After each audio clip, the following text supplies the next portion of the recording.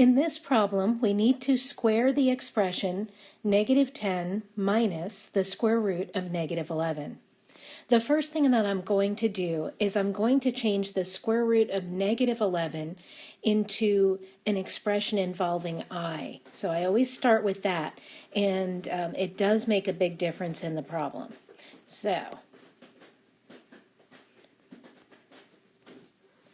Okay, so we have negative 10 minus I times the square root of 11, and that's all squared.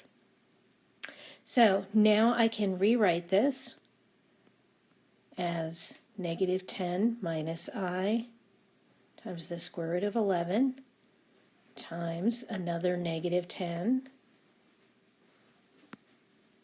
minus I times the square root of 11, and then we'll just FOIL that together. So negative 10 times negative 10 gives me 100, and then the outer is negative 10 times negative I square root of 11, so that is a plus 10I times the square root of 11, and then the inner gives me the same thing, plus 10I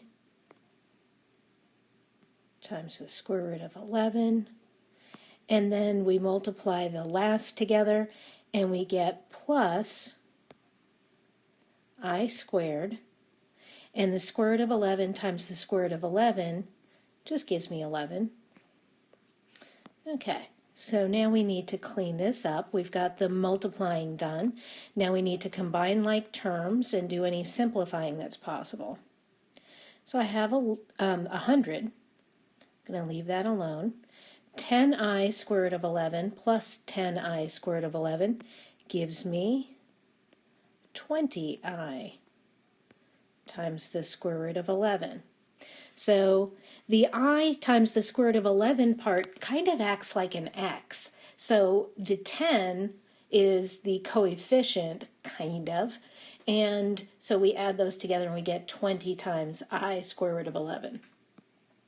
And then we have plus I squared times 11, and I squared is negative 1, so that makes a negative 11.